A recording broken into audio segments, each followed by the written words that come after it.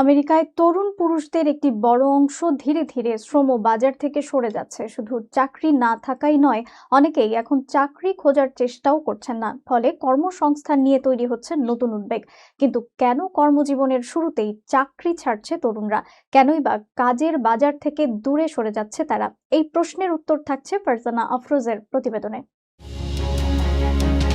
চাকরি আছে কিন্তু চাকরি করতে চাইছে না। আমেরিকার জেনজি পুরুষদের নিয়ে কেন বাড়ছে এমন উদ্বেগ? যুক্তরাষ্ট্রে বেকারত্বের হার কমলেও শ্রমবাজার থেকে ধীরে ধীরে সরে যাচ্ছেন তরুণ পুরুষদের একটি অংশ।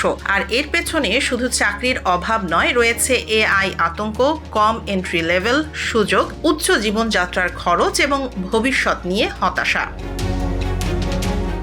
জুলাইয়ে যুক্তরাষ্ট্রের বেকারত্বের হার নেমে এসেছে 4.1%। কিন্তু একই সময়ে এক বছরের তুলনায় শ্রমবাজারে সক্রিয় মানুষের সংখ্যা কমেছে 2,50,000-এরও বেশি। সবচেয়ে বড় ধাক্কা 16 থেকে 24 বছর বয়সী পুরুষদের। ব্যুরো অফ লেবার স্ট্যাটিস্টিক্স এর তথ্য অনুযায়ী 2000 সালে এই বয়সী পুরুষদের প্রায় 69% শ্রমবাজারে অংশ নিতেন। এখন সেই হার নেমে এসেছে মাত্র 56.1%।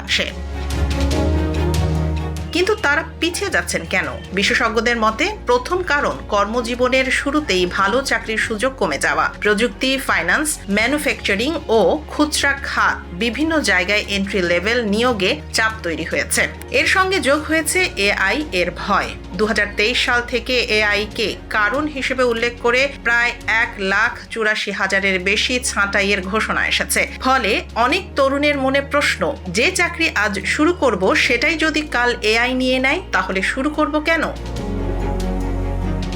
আরেকটি বড় কারণ হলো জীবনযাত্রার বাড়তি খরচ। বাড়ি কেনা, স্থায়ী ক্যারিয়ার এবং 6 অঙ্কের বেতনে পৌঁছানোর লক্ষ্য অনেক তরুণের কাছে ক্রমেই কঠিন মনে হচ্ছে। তবে নতুন পথও খুঁজছেন অনেকে। ইলেকট্রিশিয়ান সহ ট্রেড ও ব্লু কলার পেশায় জেন জি এর আগ্রহ বাড়ছে। কিন্তু সবচেয়ে বড় আশঙ্কা, কর্মজীবনের শুরুতেই যদি তারা দীর্ঘ সময় বাইরে থাকেন, তাহলে হারাতে পারেন দক্ষতা, অভিজ্ঞতা এবং ভবিষ্যতের বড় আয়ের সুযোগ।